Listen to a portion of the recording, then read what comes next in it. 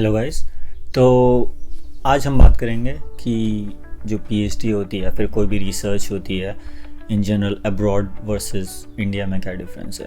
एक वीडियो थी जो अभी कुछ टाइम पहले अपलोड हुई थी, जिसमें मैंने आपको बताया था कि एप्लीकेशन प्रोसेस कैसे डिफरेंट होती है, नॉर्मल लॉजिस्टिकल क्या डिफरेंसेस हैं PhD in India versus PhD in abroad के। तो उसमें भी काफ़ी लोगों को डाउट था कि भाई कैसे होता है रिसर्च में, एक्चुअल रिसर्च में क्या डिफरेंस है। तो मैंने सोचा कि हाँ ठीक है, एप्लीकेशन वगैरह हो गया, स्टाइपेंड वगैरह हो गया, उसके बाद क्या आप जब काम करो, जो आप मेन चीज़ के लिए आए हो, उसमें क्या डिफरेंस है। यहाँ पे मैं काम कर रहा हूँ वर्सेस कोई आईएससी में कहीं पे काम कर रहा है, या फिर नाइजर में कहीं पे कोई काम कर रहा है, या फिर और किसी रिसर्च इंस्टीट्यूट में कोई काम कर रहा है, उसमें और मेरे में क्या डिफरेंस है। हम दोनों की रोज़ की लाइफ में क्या डिफरेंस है, हम दोनों की पीएचडी की टाइमलाइन में क्या डिफरेंस है, पीएचडी छोड़ो पोस्ट डॉक कर रहा हूँ मैं, उसमें क्या डिफरेंस है, इन जनरल लैब की वर्किंग में क्या डिफरेंस है। और होता है, इसीलिए मैं यहाँ पे हूँ। तो सबसे पहली बात एप्लीकेशन वगैरह वो तो सब आपको बता ही रखा है पहले वीडियोस में। जिसको नहीं पता वो पुरानी वाली वीडियोस देखो, उसमें बताया था कि भाई कैसे एप्लीकेशन डिफरेंट होती है दोनों में, और कैसे कैसे दोनों में अलग तरीके से जाया जाता है, कितना एलिजिबिलिटी क्राइटेरिया है, वो सब चीज़ें सबको आपको पहले बताई थी। तो वो सब के बारे में आज बात नहीं करेंगे। आज हम बात करेंगे actual day to day life में क्या डिफरेंस है, कैसे रहते हैं यहाँ पर वर्सेस वहाँ पर। अगर तुम रिसर्च कर रहे हो तो क्या डिफरेंस होता है।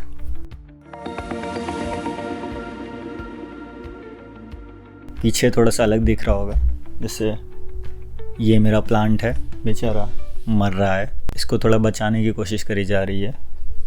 थोड़ा आउट ऑफ फोकस है वो बैटमैन के डायरेक्ट पीछे यहाँ पर, तो पूरा पीला पड़ गया। तो I am trying to save that for the weekend. बारिश होने वाली है जस्ट, तो let's see how it all works out. ये हम दो चीज़ों में डिवाइड करेंगे, एक पर्सनल लाइफ और एक वर्क लाइफ। पर्सनल लाइफ भी sort of kind of related to work life है, क्योंकि हम रिसर्च के बारे में बात कर रहे हैं। मैं ये नहीं बताऊँ कि मैं कहाँ घूमने जाता हूँ, मैं क्या करने जाता हूँ। मैं ये बता रहा हूँ कि अगर मैं रिसर्च कर रहा हूँ तो उससे मेरा डायरेक्टली जो मेरे पर्सनल लाइफ में जो इफेक्ट पड़ता है वो कैसे होता है, और बाकी चीज़ों में क्या डिफरेंस है वर्सेस वहाँ पे और यहाँ पर। अब मैं आपको बताऊंगा पर्सनल लाइफ और वर्क लाइफ वगैरह में क्या क्या डिफरेंस होते हैं इंडिया में वर्सेस यहाँ पे, क्योंकि जब मैं नाइजर में था वहाँ पे मैंने काम किया था, और उसके बाद फिर मैं मैक्स प्लैंक में गया, उसके बाद फिर मैं यहाँ आ गया। तो सब में क्या क्या डिफरेंसेस आए एक्चुअल रिसर्च करने में। तो सबसे मेन डिफरेंसेस था ना जो मैंने वहाँ पे वर्सेस यहाँ पे नोटिस किया, वो था आपको कैसे ट्रीट किया जाता है। तो यहाँ पर आपको एज एन इक्वल ट्रीट किया जाता है, नो मैटर आप क्या हो, नो मैटर आप पीएचडी स्टूडेंट हो, नो मैटर आप पोस्ट डॉक हो, आप नो मैटर कोई प्रोफेसर हो। मेरे पास काफ़ी प्रोफेसर्स खुद अपने सवाल लेके आते हैं कि भाई I want to do this, ये मैं कैसे करूँ। क्यों? क्योंकि मैं उस फील्ड में काम करता हूँ बस, और मैं पीएचडी हूँ। अभी इस पॉइंट ऑफ टाइम में मैं अकेला आदमी हूँ जो कि अपने डिपार्टमेंट में इस फील्ड में काम कर रहा हूँ, या फिर इस एरिया में काम कर रहा हूँ। तो काफ़ी लोग जो हैं वो लोग मुझसे पूछने आते हैं कि ये कैसे करना है, इस प्रोटोकॉल में तुम क्या सोचते हो, ये प्रोटोकॉल में क्या तुम्हारी एडवाइस होगी। और सिमिलरली मैं भी उनके पास जाता हूँ कि और कोई फ़र्क नहीं पड़ता क्या है, कोई फर्स्ट ईयर पीएचडी है, कोई मास्टर्स है, अगर उसे कोई चीज़ पता है जो चीज़ मुझे नहीं पता, I just go to them and ask. और ये बहुत कॉमन अकरेंस है, किसी में कोई ईगो नहीं आता है कि नहीं ये तो मुझे पता होना चाहिए, तू तो फाइनल ईयर पीएचडी है, तुम्हें कैसे नहीं पता है ये सब चीज़ें, तुम प्रोफेसर हो तुम्हें कैसे नहीं पता। नहीं, कुछ नहीं चलता है। अगर तुम्हें कुछ चीज़ नहीं आती तो तुम्हें नहीं आती है, ख़त्म। तो इस बात का बहुत डिफरेंस आता है कि तुम किसी से भी जाके ना पूछ सकते हो, बहुत ओपन इन्वायरमेंट रहता है इन सब चीज़ों का। यहाँ पे भी सेम है शेफील्ड में, जब मैक्स प्लैंक में था वहाँ पे भी सेम है। और इससे क्या होता है, एक सेंस ऑफ कम्युनिटी बनता है सब में, कि हर कोई आपस में फ्री रहता है। तुम किसी भी प्रोफेसर के पास जाकर उसका दरवाज़ा खड़खड़ा सकते हो, बोल सकते हो अगर फ्री है तो कुछ सवाल वगैरह पूछने, और वो तुम्हारा आंसर करेगा। वो कभी तुम ऐसे नहीं कहेगा कि नहीं जाओ यहाँ पढ़ लो या फिर यहाँ पढ़ लो। कुछ एक्सट्रीमली रूड होगा तो ही करेगा, बट 99% ऑफ द टाइम्स कुछ नहीं होता है, जस्ट गो एंड आस्क। उसके बाद आते हैं प्रेजेंटेशंस वगैरह में। जब आप वीकली प्रेजेंटेशंस देते हो काफ़ी लोग, या फिर लैब मीटिंग्स वगैरह होती हैं उनमें प्रेजेंटेशन देते हो, फिर कोई असेसमेंट हुआ उसमें प्रेजेंटेशन देते हो। अभी जैसे मेरा असेसमेंट था 1 साल पहले अराउंड, उसमें जो क्वेश्चंस आते हैं वो सब क्वेश्चन जेन्यून होते हैं। वो लोग ऐसे नहीं होते कि वो तुम्हें जज कर रहे हैं, कि तुम्हें पुट डाउन कर रहे हैं कि नहीं तुम्हें ये चीज़ आती है, तुम्हें कॉन्सेप्ट्स क्लियर हैं या नहीं। वो सब चीज़ों के लिए नहीं पूछेंगे। वो बहुत रेयरली ऐसी चीज़ पूछेंगे जो कि उन्हें पता है, और वो चेक करना चाहते हैं कि तुम्हें पता है या नहीं पता। वो हमेशा ये चीज़ पूछेंगे जो कि उन्हें जेन्युइन क्वेश्चंस हैं, जो कि उन्हें जेन्युइनली जानना है कि फॉर एग्जांपल होगी तुमने इस तरीके से तो किया है, लेकिन क्या तुमने ये ट्राई किया? अगर तुम बोलोगे नहीं, तो फिर उनका जेन्युइन क्वेश्चन है कि भाई अच्छा ठीक है, तुमने ये ट्राई नहीं किया, कुछ सोच के नहीं किया होगा। क्या सोच के नहीं किया? तुम्हें क्या लगा कि ये ट्राई नहीं करना चाहिए, कि क्यों ज़रूरत नहीं है? और फिर इससे तुम्हें भी पता चलता है कि यार नहीं, मुझे ये ट्राई करना चाहिए था। तो सारे जो होते हैं जेन्युइन क्वेश्चंस होते हैं हर किसी का, कोई भी तुम्हें पुट डाउन नहीं करना चाहता है इन सब चीज़ों में। और वो दिखता है यहाँ पे, हर किसी की मेंटालिटी ऐसी है कि भाई तुमसे पूछेंगे, तुमसे बात करेंगे, जेन्युइन तुम्हारे भले के लिए कहेंगे, जो भी चीज़ें कहेंगे। बहुत रेयरली तुम्हें कुछ वो कहेंगे कि नहीं ये तो हो ही नहीं सकता है, या फिर बिल्कुल तुम्हें पॉइंट आउट कर, तुम्हें टारगेट कर रहे हैं कि नहीं तुम्हें ये भी नहीं आता, तुम्हें ये भी नहीं आता, तुमने ये भी नहीं किया, ये भी नहीं किया। हर कोई जेन्युइनली अपनी तरफ से एक क्वेश्चन पूछेगा जिसका उसे जेन्युइनली आंसर जानना होगा। वो उसे नहीं आता है या फिर उसे कोई दिमाग में अच्छा तरीका पता है, वो तभी ये सब चीज़ें पॉइंट करो। ये बहुत अच्छा और बहुत अप्रिशिएटेड चेंज होता है यहाँ पे वर्सेस उस जगह में।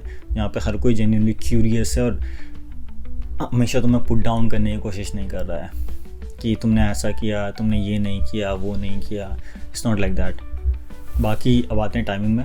टाइमिंग में क्या होता है कि भाई काफ़ी लोग इंडिया में भी, जब मैं था नाइजर में, 1-1 बजे तक काम करो, 2-2 बजे तक काम करो, और एक्सपेक्टेड था वो चीज़। इट वाज लाइक हाँ तो क्या करोगे बाकी घर में रह के? कुछ नहीं। यहाँ पे वो चीज़ नहीं है। यहाँ पे तुम एक्टिवली डिसुएड किया जाता है कि तुम 9 to 5 से बाहर काम करो। अभी जब मैं शुरुआत में जॉइन किया था, मुझे अब नाइजर की आदत पड़ी हुई थी, मैं देर तक काम कर रहा था, तो मेरे को सुपरवाइज़र ने बिठाया, बोला कि देख तुम्हें इस तरीके से काम करना होगा कि तुम अपना सारा काम इस तरीके से प्लान करना होगा कि तुम्हारा सारा काम 9 to 5 के बीच में फ़िक्स हो जाए। सारे का सारे इसमें फ़िट हो गया तो उसके बाद तुम अपने घर जाओ। तो घर जाके बोलो कुछ मत करो, तुम घर जाके दीवार को देखो, पर यहाँ पे नहीं रहना है। तो उस बात से थोड़ा का थोड़ा वो हुआ कि हाँ, अपने काम को, अपने डे को थोड़ा ऑर्गेनाइज़ करो, अपना वो करो। क्योंकि मेरे सुपरवाइज़र जो है वो खुद मुझे बोला कि यार देख, मैं भी तेरी तरह था। जब तक मैंने अपनी पोस्ट डॉक करी थी, मैं एकदम 7 के 7 दिन एक्सपेरिमेंट करता था, पूरे दिन भर एक्सपेरिमेंट करता था, कुछ नहीं और करता था। और मैं अभी यहाँ पे बैठ के एज अ प्रोफेसर सोचता हूँ उस बात को, तो लगता है कि मैंने कुछ खास एक्स्ट्रा किया नहीं। वो जितना काम मैं पहले करता था वो काम मैं अपना 9 to 5 में निपटा लेता। ऐसा कुछ कठिन बात नहीं थी, बस प्लान करना था ज़रूरी। तो बोले कि ये एक स्किल है जो तुम्हें सीखनी पड़ेगी कि तुम अपना सारा काम 9 से 5 के बीच में फिट कर दो। नहीं होता है, बहुत बार नहीं, तो कई बार एक्सपेरिमेंट लंबा खिंच जाता है, कुछ कर नहीं सकते हैं, लेकिन मोस्टली तुम ये लोग कर सकते हो। मैं भी अब काफ़ी टाइम में अपना काम 9 से 5 के बीच में फ़िट करने की कोशिश करता हूँ। या फिर फ्लेक्सिबल वर्किंग है तो काफ़ी लोग क्या करते हैं 7 to 3 प्रीफर करते हैं, जल्दी घर चले जाते हैं। कुछ लोग 10-11 बजे आते हैं, वो फिर थोड़ा 6-7 बजे तक रुकते हैं। So what ever works for you, but उस टाइम के बीच में अपना सारा का सारा काम फिट करना। उसके बाद खाली, उसके बाद जो करना है करो। तुम्हें घूमने जाना है बाहर, तुम्हें मूवी देखनी है घर में, कुछ भी, लैब से बाहर जाओ। और यहाँ पे इन सब चीज़ों के लिए इंस्टीट्यूट वाइड और बाकी लीगली भी चीज़ें हैं। तो जैसे मेरे को है, मैं कई बार अकेले काम करता हूँ लैब में, वीकेंड्स में काम करता हूँ, कभी रात को तो नहीं, बट शाम को काम कर देता हूँ। तो उन सब चीज़ों के लिए हमारी ट्रेनिंग होती है अलग से, लोन वर्कर्स ट्रेनिंग या फिर बाकी चीज़ें। तो वो दिखाते हैं कि नहीं, तुम्हें अकेले अगर काम करो तो कैसे करना है, कैसे क्या क्या सिक्योरिटी मेजर्स होने चाहिए। एक ऐप है अपने फ़ोन में कि भाई वो तुम्हारे मूवमेंट्स को डिटेक्ट करता है, लोन वर्कर्स ऐप करके। तो अगर तुमसे कोई एक फिक्स अमाउंट ऑफ टाइम, जैसे 15 मिनट में अगर तुम हिले नहीं, फ़ोन हिला नहीं, वैसे का वैसे ही है, तो अलार्म बजना शुरू कर देगा। और अगर तुमने उठ के बंद नहीं किया उसे, अगर तुम अकेले काम कर रहे हो या फिर आउट ऑफ आवर्स में काम कर रहे हो, तुमने उसको बंद नहीं किया, तो सीधा एक अलार्म भेजेगा उधर नीचे सिक्योरिटी को, और सिक्योरिटी ऊपर आके आएगी तुम्हें चेक करने के तुम ठीक हो, गिर तो नहीं गए, कहीं पे कुछ काम कर रहे हो, कोई गिर गए, सर पे लग गए, बेहोश हो गए, इन सब चीज़ों से बचने के लिए। क्योंकि आउट ऑफ आवर्स काम कर रहे हो। अगर तुम नॉर्मल 9 to 5 में करो तो कोई ना कोई तो देख ही लेगा, लेकिन अकेले में कौन पता चलेगा? अगले मंडे को पता चलेगा किसी को कि नहीं यहाँ पे कोई गिरा हुआ है तब से। तो इन सब चीज़ों से बचने के लिए ये सारे सिक्योरिटी मेजर्स सब जगह, यहाँ पे हेल्थ और सेफ्टी को बहुत बहुत ज़्यादा अच्छे देखा जाता है। फॉर एग्जांपल मेरा जो हो गया, मैं काम करता हूँ क्लोस्ट्रीडियोइडिस डिफिसिल में, जो कि एक ह्यूमन पैथोजन है, गट में आता है और बहुत बुरा इन्फेक्शन करता है, एंटीबायोटिक्स वगैरह से भी नहीं जाता है। तो अब सिंस मेरा एक ह्यूमन पैथोजन है जो कि ह्यूमंस को इफेक्ट करता है, सब्सिक्वेंटली मुझे भी इफेक्ट कर सकता है, क्योंकि मैं उसमें लिटरली रोज़ काम कर रहा हूँ उस बैक्टीरिया के साथ। तो उस चीज़ से बचने के लिए क्या होता है, बचने के लिए तो नहीं, उसके लिए तो हमारे पहली बात तो हमारे हेल्थ एंड सेफ्टी होता है कि भाई तुम ग्लव्स पहन रहे हो नहीं पहन रहे हो, लैब कोट पूरा यहाँ तक गले तक पूरा बंद रखना है, हमेशा ग्लव्स पहन के रखने हैं, जब भी लैब से बाहर निकलो अपने हाथ धोने हैं पूरे यहाँ आया तक पूरे बाजुओं तक, और ऊपर से नॉर्मल सोप भी नहीं, अपनी प्रॉपर एंटीबैक्टीरियल सोप है जो अलग से कहीं और से मिलती है, हम लोग उसको लेके करते हैं, पूरे सारे सेफ्टी मेजर्स हैं। और उसके बाद भी मेरी हर साल मेरा टेस्ट होता है, मेरे हेल्थ चेकअप होता है। अभी मेरा रिसेंटली हुआ 1 हफ्ते पहले, तो उसमें वो जाके देखते वो हाथ वगैरह चेक करेंगे मेरे हाथ में कुछ इन्फेक्शन या फिर कुछ रैश वगैरह तो नहीं हो रहा है काम करते करते, या फिर मेरे को ब्रीदिंग प्रॉब्लम्स तो नहीं हो रही हैं, या फिर मुझे बुखार वगैरह तो नहीं हो रहा है, मुझे कुछ ऑक्यूपेशनल हेल्थ बोलते हैं इसको, ऑक्यूपेशनल हेल्थ असेसमेंट। तो मेरे को काम करते हुए जो कि मेरा ऑक्यूपेशन है उसके बीच में उसकी वजह से मुझे कुछ तो नहीं हो रहा है, तो वो ये चीज़ें भी पूरा अपने तरीके से चेक करते हैं और बाकी सब चीज़ें देखते हैं। चलो वापस आते हैं काम पे। तो अब पीएचडी है, 4 साल का प्रोजेक्ट है, 3.5 से 4 साल का प्रोजेक्ट है, at least in the UK and EU। तो इसमें क्या होता है कि तुम्हारा ओपिनियन मानते हैं प्रोजेक्ट में। अगर तुम कहो कि नहीं मुझे प्रोजेक्ट को इस डायरेक्शन में लेके जाना है, मुझे ये चीज़ें टेस्ट करनी है, वो लोग बैठ के सुनेंगे कि हाँ भाई they treat it as your project. कई जगह होता है सुपरवाइज़र अपनी मनमानी करता है, नहीं ये ऐसे होगा ऐसे होगा ऐसे होगा, इसको ऐसे करो, उसके बाद ये करो, थीसिस सबमिट करो, ख़त्म। यहाँ पे मोस्ट जगह में क्या होता है कि दे लिसन टू यू, तुम्हारा प्रोजेक्ट है तो तुम डिसाइड करोगे तुम्हें किस डायरेक्शन में लेके जाना है। मेरा जैसे प्रोजेक्ट है फॉर एग्जांपल, तो मेरे 2 सुपरवाइज़र हैं, एक है प्रॉपर मॉलिक्यूलर माइक्रोबायोलॉजी वाला, दूसरा स्ट्रक्चरल वाला जो कि क्रायो वगैरह को करता है। तो मैं जिन वायरसेस में काम करता हूँ मेरे पास 2 ऑप्शंस हैं, या तो जब मैंने ज्वाइन किया तो मुझे यही बोला था मुंह पे सबसे पहले कि भाई तो प्रोजेक्ट तेरे हाथ में है, तुम्हारे पास 2 ऑप्शन है। अगर तो जैसे स्ट्रक्चरल प्रोजेक्ट बनाना है कि तुम्हें क्रायो वगैरह करना है, प्रॉपर ट्रांसमिशन इलेक्ट्रॉन माइक्रोस्कोपी करनी है, प्रॉपर डिटेल्ड में करना है सब कुछ, तुम उस डायरेक्शन में भी जा सकते हो, या फिर तुम्हें थोड़ा इंजीनियरिंग में फोकस करना है, तुम्हारे मॉलिक्यूलर वर्क में थोड़ा फोकस करना है, तुम्हें एक्चुअल उसकी फिजियोलॉजी चेक करनी है, वो सब चीज़ें करनी है, तो उन सब को करना है, तो उस चीज़ के लिए तुम ये कर सकते हो। सिमिलरली मेरे 2 ऑफिसेज़ हैं, तो दोनों ऑफिस में मेरा वो रहता है, मैं एक जगह में स्ट्रक्चरल काम करता हूँ, एक जगह करता हूँ। मैंने अपने प्रोजेक्ट को थोड़ा बीच में डिसाइड किया था लेने का कि क्या है एक्चुअली लेने का, कि भाई मैं थोड़ा दोनों में करूँ, तो मैं थोड़ा मॉलिक्यूलर वर्क भी करूँ, मैं थोड़ा स्ट्रक्चरल वर्क भी करूँ, तो उससे क्या होगा एक्सपीरियंस बनेगा, मुझे स्किल्स आएंगी। मैं अभी पता नहीं कितने मिलियन पाउंड्स के माइक्रोस्कोप्स में काम कर रहा हूँ, सैम्पल्स वगैरह, तो ये भी नई स्किल्स हैं डेवलप हो रही हैं। So it depends on you, तुम्हें कहाँ पे, तुम्हें कितना वो करना है, तुम्हें कितने अच्छे फील्ड में जाना है, तुम्हें कितना सीखना है, तुम्हें प्रोजेक्ट को किस डायरेक्शन में लेकर, सब तुम्हारे ऊपर होता है। तुम लोग क्या ज़्यादा पर्सनल हो सकते हैं सुपरवाइजर के साथ, तुम एक्चुअल उससे 1-on-1 बातें कर सकते हो, तुम अपनी चीज़ें बता सकते हो, और लोग जेन्युइनली इंटरेस्टेड होते हैं कि भाई तुम क्या है। ऊपर से मुझे एज एन इंटरनेशनल स्टूडेंट काफ़ी लोग पूछते हैं, मेरे सुपरवाइज़र आयरिश है, मेरे सारे दोस्त जो हैं लैब वगैरह के सब ब्रिटिश हैं, तो हर किसी को क्यूरियोसिटी रहती है कि भाई अच्छा तेरे पुराने लैब में कैसा था, वहाँ पे कैसा होता है, इंडिया में रिसर्च का क्या सीन है, क्या किया वहाँ पे, कैसे रहते हैं, सबको थोड़ा थोड़ा करके क्यूरियोसिटी रहती है।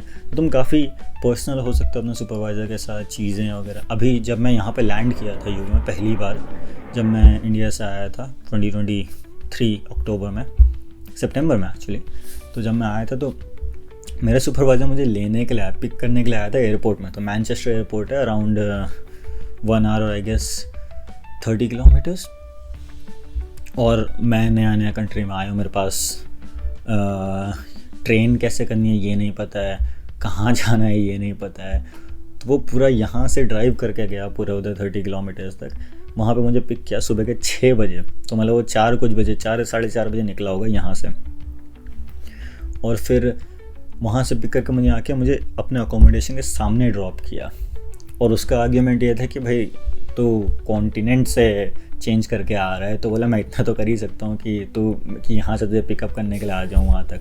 तो काफ़ी पर्सनल रहेंगी सारी चीज़ें, काफ़ी एक फैमिली वाला इन्वायरमेंट मिलता है काफ़ी चीज़ों में, कि तुम्हें लगेगा कि हाँ तुम्हारे दोस्त हैं सब के सब, कोई तुम्हें ऐसा कोई हायरार्की नहीं होती है, कोई ये सब ट्रीट नहीं करते, आराम से एकदम बहुत सही होता है। जब मैं मैक्स प्लैंक गया था वहाँ पर मुझे पोस्ट डॉक पिक करने आई थी एयरपोर्ट पर, तो मैं हैम्बर्ग में ड्रॉप हुआ था। तो हैम्बर्ग से निकलने के बाद मुझे जाना था एक दूसरे टाउन में कील से फिर एक स्मॉल गाँव था प्लून। तो उस टोटल जर्नी करने में ट्रेन से अराउंड 1.5 घंटा लगता था, और वो उसमें भी चेंज करना पड़ता है, कील में चेंज करना पड़ता था, तब जाके दूसरी ट्रेन आधे घंटे की लेनी पड़ती थी। मुझे कुछ नहीं पता, मेरे पास यूरो के नाम पे 50 या 100 यूरो थे बस, कैसे करना है पता नहीं। बट वो लोग वहाँ से आए कार में एकदम वहाँ से पिकअप करने के लिए और फिर ले गए हमें। तो वो चीज़ों के लिए काफ़ी चीज़ अच्छा रहता है, हर कोई एकदम पर्सनल रहता है। हम लोग हैंग आउट करते हैं काफ़ी लैब्स के बाद, और बाकी चीज़ों के लिए बेकिंग वगैरह होती है, काफ़ी फ्रेंडली इन्वायरमेंट रहता है इन सब चीज़ों में। तो अब आ जाते हैं वर्क में कि भाई एक्चुअल काम जो तुम कर रहे हो, एक्चुअल रिसर्च जो तुम कर रहे हो, उसमें क्या डिफरेंस है। तो अभी लोगों के साथ की बात करें तो उसे कंटिन्यू करते हैं कि भाई जो हम लोग की क्या होती है, हम लोग की वीकली मीटिंग्स होती हैं जिसमें हम लोग अपना काम डिस्कस करते हैं। सुपरवाइज़र के साथ 1-on-1 मीटिंग होंगी मेरी हर हफ्ते, जिसमें हम लोग डिस्कस करेंगे भाई आज क्या किया, आज नहीं सॉरी बट ये हफ्ते क्या किया, कुछ डाउट है मुझे, कुछ चीज़ समझ में नहीं है तो हम बैठ कर डिस्कस करते हैं कि भाई ये चीज़ तो हो ही नहीं रही, ये चीज़ कैसे होगी। क्योंकि ऑफकोर्स उसको काफ़ी चीज़ें मेरे से ज़्यादा आता हो क्योंकि वो मेरा सुपरवाइज़र है, तो इन सब चीज़ों में वो हेल्प करते हैं कि कैसा है, क्या है, किस तरीके से हम लोग इसको बेटर कर सकते हैं, या फिर कहीं पे अटक गया हो तो वो चीज़। तो 1-on-1 मीटिंग्स होती हैं। बाकी अपनी हर 2 हफ्ते में अपनी एक ग्रुप मीटिंग होती है जिसमें हम लोग बाहर जाते हैं, हम लोग कैफ़े में, हर दूसरे हफ्ते हम लोग कैफ़े में जाते हैं। इसमें हमारा सारा खर्चा सुपरवाइज़र पे करता है और हम बैठ के अपना काम जो है वो एक दूसरे को बताते हैं। कुछ नहीं, कोई प्रेजेंटेशन कुछ नहीं, बस सीधा मुंह से बताना है सबको। इससे क्या होता है, हर किसी को थोड़ा आइडिया रहता है कि हर कोई किस किस चीज़ में काम कर रहा होता है। तो इससे एक और फ़ायदा रहता है कि अगर तुम कुछ चीज़ कर रहे हो जिसमें तुम्हें लगता है कि यार लेट्स से मैं DNA में काम करता हूँ, मुझे RNA का मुझे अचानक से कुछ करना है, कुछ प्रोजेक्ट मैंने कभी किया नहीं, लेकिन मैं पता है ये बंदा मेरी लैब में RNA में काम करता है क्योंकि मैंने उनको सुना है लैब मीटिंग में बोलता है, तो मैं जाके पूछ सकता हूँ। तो ये सब का अगर आइडिया रहे तो काफ़ी शेयरेबिलिटी बनी रहती है। उसके बाद फिर होती है हमारी हर दूसरे हफ्ते में एक और होती है जॉइंट लैब मीटिंग, जिसमें 3 से 4 लैब, 5 है आई गेस, लैब सबके सब मिल के आपस में आते हैं और अपने प्रेजेंट करते हैं। तो उस चीज़ में हम लोग प्रॉपर प्रेजेंटेशन बना के सबको काम दिखाते हैं कि हमने क्या क्या किया है, क्या क्या चेंजेस हमने किए हुए हैं। और फिर बाकी मेरे एक अलग से स्ट्रक्चरल वालों की एक मीटिंग होती है, वो हर वीक होती है कि हम लोग स्ट्रक्चरल बेस्ड में क्या काम कर रहे हैं। जैसे मैंने बोला था मेरे 2 ग्रुप्स हैं मेरे, तो उन सब चीज़ों में क्या फ़र्क पड़ रहा है। उसके बाद यहाँ पे रहने का एक और फ़ायदा है कि भाई इंटर्नशिप्स वगैरह, जो PhD इंटर्नशिप्स होती हैं या फिर कॉन्फ्रेंस वगैरह, उन सब में मिलने में काफ़ी आसान है। क्योंकि मेजर कॉन्फ्रेंस कहाँ होते हैं, यूरोप में होती हैं या फिर UK में होती हैं या फिर US वगैरह में होती हैं। तो यूरोप तो एकदम ही पास है एकदम, तो वहाँ पे जाना बहुत ही आसान होता है, कोई ज़्यादा नहीं। 30-35 पाउंड की फ़्लाइट्स रहती हैं, जितना मैं उससे महंगी तो दिल्ली टू भुवनेश्वर पड़ता था मेरे को जब मैं नाइजर जाता था, तो इतने की फ़्लाइट रहती है। अभी स्विट्ज़रलैंड होके आया तो उतने 30-35 की फ़्लाइट्स पड़ गई मुझे। पेरिस गया था, वो भी सेम उसकी फ़्लाइट्स पड़ी मेरे को। बहुत सस्ती फ़्लाइट्स हैं, ऑलमोस्ट नेग्लिजिबल, और सारा पैसा obviously funded by the lab होता है, तो कोई दिक्कत नहीं होती। आराम से जाओ, 1-1.5 घंटे की फ़्लाइट है, आपस में निपटा लो। इन सब चीज़ों में बहुत आसान रहती है। तो काफ़ी कॉन्फ्रेंसेस विद इन रीच हो जाती हैं। और UK तो यहाँ पे विद इन UK भी काफ़ी इंटरनेशनल कॉन्फ्रेंसेस होती है, तो वहाँ जाओ, वहाँ पे सबसे बात करो, तो काफ़ी ज़्यादा कॉन्फ्रेंसेस जाने को मिलता है और बहुत ज़्यादा कनेक्शंस बनते हैं, जो कि जिससे क्या होता है बाद में पोस्ट वॉक जाओगे, इंडस्ट्री वगैरह करोगे, तो इन सब चीज़ों में बहुत आसानी होगी। तो बाकी और क्या है, पैसे की बात आ जाए, खुद के पैसे नहीं, वो आपको बता रखा है पहले वो पुरानी वाली वीडियोस में कितना है। लैब में पैसा, रिसर्च करने के लिए भी तो पैसा चाहिए, साइंस इज़ एक्सपेंसिव। तो क्या होता है मेन चीज़ कि जब आप लोग अप्लाई करते हो, आपको लैब वगैरह में जब मिलता है तो आपका एक research training and support grant होता है, एटलीस्ट इन द UK, जो कि होता है कि आपको स्टाइपेंड मिलेगा बट आपके ऊपर एक एडिशनल मनी रहेगा जिसको आप यूज़ कर सकते हो। मेरे केस में 16,000 पाउंड्स है, तो मैं उसको यूज़ कर सकता हूँ अपने रिसर्च के लिए। मुझे कुछ चीज़ मंगवानी होगी, कुछ केमिकल्स वगैरह यूज़ करने हैं, वो सब चीज़ें मैं यूज़ कर सकता हूँ। उसके बाद हो जाता है कि लैब के पास एक्स्ट्रा पैसे रहते हैं, तो वो चीज़ें उनको यूज़ कर सकते हैं। तो इन सब चीज़ों में क्या होता है, मेन बात ये आ जाती है कि हम लोग चीज़ें अफोर्ड कर सकते हैं। फॉर एग्ज़ाम्पल तुम्हारे टाइम की वैल्यू काफ़ी ज़्यादा हो जाती है इंस्टेड ऑफ योर मनी। जब इंडिया में था तो हम लोग क्लोन करते हैं, तो बेसिकली एक DNA को उठा के दूसरे DNA में डालना है एसेंशियली, जो लोग बायो के नहीं हैं उनको बता रहा हूँ।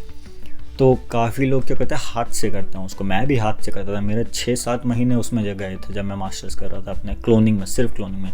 यहाँ पे क्या होता है, ऑर्डर कर दो, इट्स एक्सपेंसिव, 350 पाउंड का पड़ता है, 350 pounds, but it's still works out, क्योंकि वो जो टाइम मैं क्लोनिंग में स्पेंड करता ना, उतना टाइम मैं अब किसी और चीज़ में कर सकता हूँ स्पेंड, तो मेरे टाइम की वैल्यू है वो सब बैकग्राउंड में होता रहेगा। लास्ट में मुझे वो कॉन्स्ट्रक्ट दे देंगे, जितना भी टाइम हो 2-3 हफ्ते में मेरे को प्रॉपर वो एक फाइनल एक जीन प्रोडक्ट दे देंगे, मैं उसको सीधा यूज़ कर सकता हूँ, मुझे कुछ हाथ से कुछ करने की ज़रूरत नहीं है।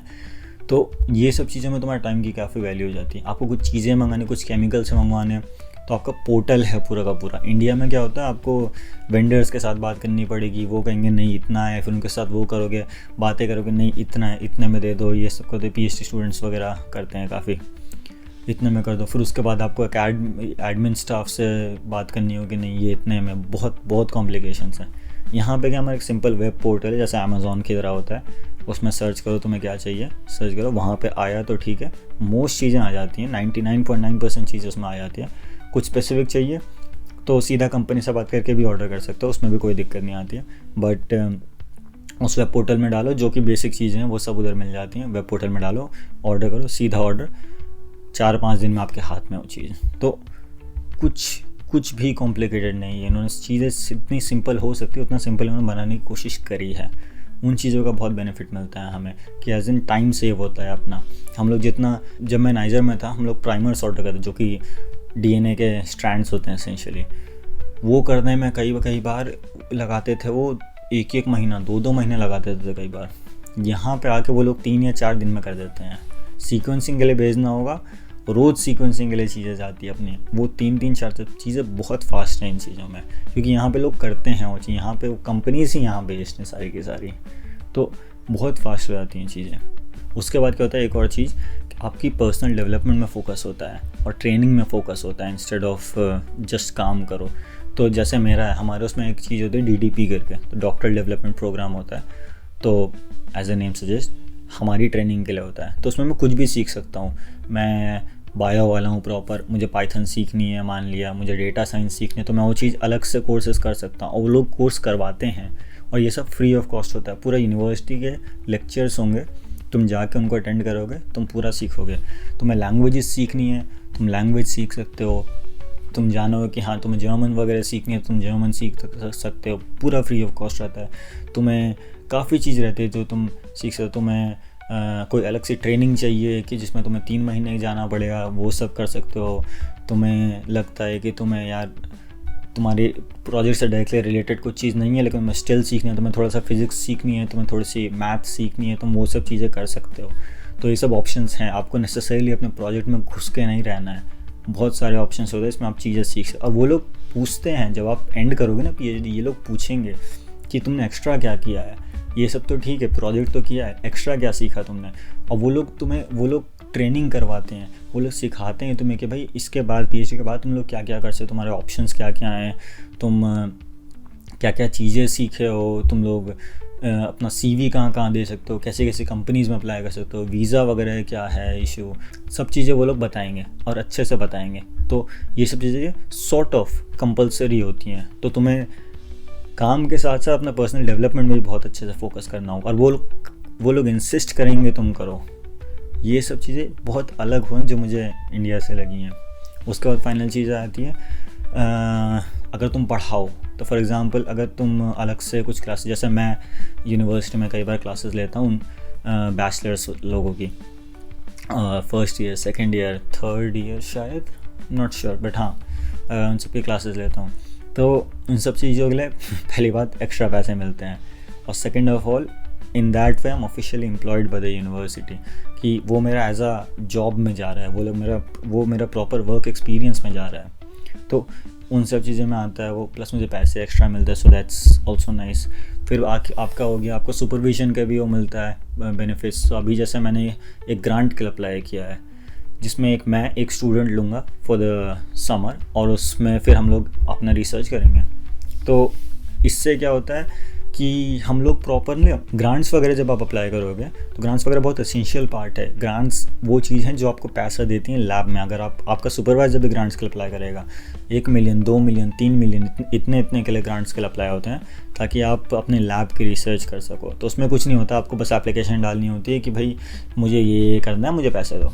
It's not as simple as that, but overall यही चीज़ होती है।